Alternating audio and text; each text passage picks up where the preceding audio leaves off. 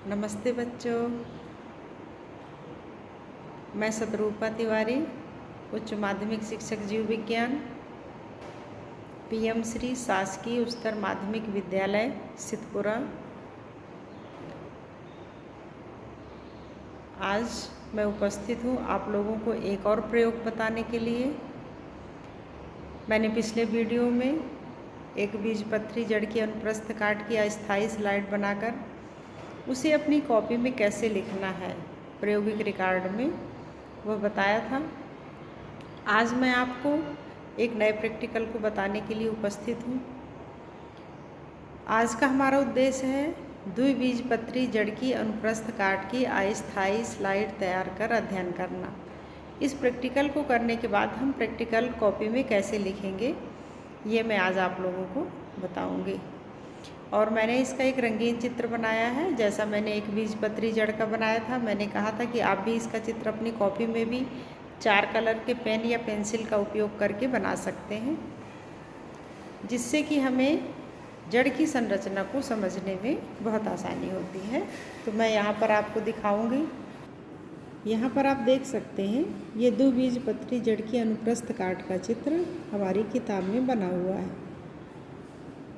ऐसे ही एनसीईआरटी में भी हमारे ब्लैक एंड वाइट चित्र ही हमें देखने को मिलता है, और इसमें बच्चों को अंदर समझने में बहुत दिक्कत होती है कि जाइलम कहाँ पर है, फ्लोएम कहाँ पर है और कनेक्टिव टिश्यू कहाँ पर है। तो इसे स्पष्टता बताने के लिए मैंने ये चित्र बनाया है, जो कि रंगीन पेनों का उपयोग करके बनाया गया है। इसके एक एक भाग को मैं डिमॉन्स्ट्रेट करती हूँ। यह यहाँ पर आप देख रहे हैं, सबसे ऊपर इपीब्लेमा लेयर है, जिसे मैंने ब्लैक कलर के पेन से बनाया हुआ है, और इसी सतह के द्वारा हेयर्स का, रूट हेयर्स जिन्हें हम बोलते हैं, निर्माण किया जाता है। इसके नीचे ये 2 या 3 स्तर की परत होती है, जिसे हम एक्सोडर्मिस कहते हैं। प्रायः हम देखते हैं कि किताबों में इसका नामांकन नहीं होता है, बना देते हैं डायग्राम में, लेकिन नामांकन नहीं करते हैं। मैंने इसमें नामांकन भी किया हुआ है। और एक्सोडर्मिस और एंडोडर्मिस के बीच में ये जो हमारा हिस्सा जो हमने ब्लू कलर से बनाया है, ये कॉर्टेक्स का होता है। इसके बाद हम आते हैं, ये जो ब्लैक कलर से बना हुआ है पूरा, ये हमारा एंडोडर्मिस है। आप देख रहे हैं यहाँ पर मैंने नामांकन भी किया हुआ है। ये हमारा क्या है, एंडोडर्मिस है। इसकी जो सेल्स होती हैं वो ढोलक के आकार की होती हैं, उसके नीचे पेरिसाइकिल होता है। और यहाँ पर हम देख रहे हैं ये प्रोटोजाइलम है और ये मेटाजाइलम है। एक बीजपत्री और द्विबीजपत्री में जो कन्फ्यूजन होता है बच्चों को, वो यही होता है।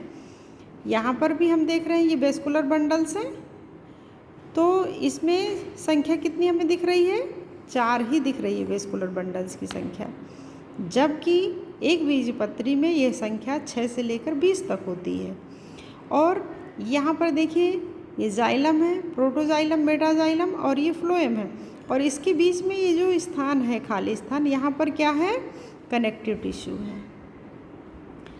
और ये जो रेड कलर से बनाए हुए हैं, एक आंतरक्रम में देख रहे हैं आप, यहाँ पर ये फ्लोएम और ये जाइलम और ये फ्लोएम, सभी जगह यहाँ पर देख रहे हैं एक आंतरक्रम में स्थित है। यहाँ पर आप देख रहे हैं इसका पित्त बहुत छोटा है, जबकि हमने एक बीजपत्री में देखा था पित्त काफ़ी विकसित था। मैं आपको दिखा देती हूँ, ये देखिए, ये जो एक बीजपत्री में हमने पित्त देखा था ये काफ़ी विकसित था, जबकि हम देखते हैं द्विबीजपत्री में काफ़ी कम है और अविकसित पित्त होता है।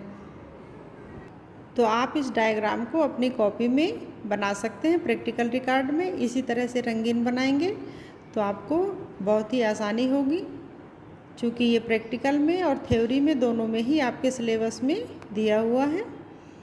अब इसके बाद हम देखते हैं कि कॉपी में हमें इसे कैसे लिखना है। यहाँ पर आप देख रहे हैं, यहाँ पर सबसे पहले हमने उद्देश्य लिखा हुआ है, फिर आवश्यक सामग्री, उसके बाद अवलोकन। अवलोकन में हमें माइक्रोस्कोप में देखने पर निम्न चीज़ें दिखाई देती हैं।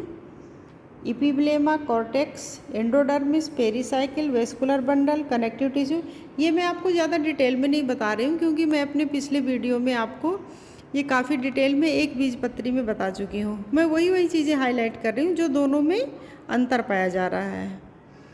इसमें क्या है, कनेक्टिव टिश्यू आप देख रहे हैं जाइलम और फ्लोएम के बीच में भरा हुआ है, जबकि एक बीजपत्री में नहीं था। अब पहचान के प्रमुख लक्षण क्या हैं?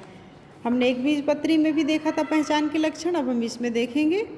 इसमें क्या, वेस्कुलर बंडल रेडियल और एग्जार्च होते हैं, यानी कि एकांतर क्रम में व्यवस्थित होते हैं। पित्त छोटा और अविकसित होता है। द्वितीयक वृद्धि तथा कैम्बियम पाया जाता है। यही एक बीजपत्री और द्विबीजपत्री में मेन अंतर है। और वेस्कुलर बंडल्स जो हैं इसमें कितने होते हैं, 0 से लेकर के 0 से मतलब इसमें संख्या कम होती है, 4, 6, इससे ज़्यादा नहीं हो सकते हैं, जोड़े में होते हैं। जबकि हम एक बीजपत्री में देखते हैं कि यह संख्या वेस्कुलर बंडल्स की 6 से लेकर 20 तक होती है और इसमें 6 से कम पाए जाएंगे, 4 पाए जाएंगे, 6 पाए जाएंगे, एकांतर क्रम में होंगे। फिर उसके बाद हम रिजल्ट लिख देते हैं। अतः यह द्विबीजपत्री जड़ है, और उसके बाद कुछ सावधानियां लिख देंगे और हमारा प्रैक्टिकल रिकॉर्ड कंप्लीट हो। तो बच्चों, इस तरह से आपने देखा कि हम अपने प्रैक्टिकल रिकॉर्ड में प्रैक्टिकल को कैसे लिखेंगे और उसका डायग्राम कैसे बना सकते हैं रंगीन, ताकि हमें जाइलम, फ्लोएम और उसके जड़ के जितने भी भाग हैं वो बहुत स्पष्ट रूप से दिखाई दे सके। तो हमारा प्रैक्टिकल ये पूरा हो गया लिखने का काम। अब बचा है स्लाइड तैयार करने का। अब आप मुझे कमेंट में बताइएगा, यदि आप देखना चाहते हैं तो मैं इसका भी प्रैक्टिकल करके आपको बता दूंगी। वैसे प्रैक्टिकल स्लाइड बनाने की प्रोसेस सेम है, जैसे हमने एक बीजपत्री जड़ की स्लाइड बनाई थी उसी तरह से द्विबीजपत्री जड़ की भी स्लाइड हम तैयार करेंगे। ठीक है, धन्यवाद। फिर मिलेंगे अगले वीडियो में। Thank you.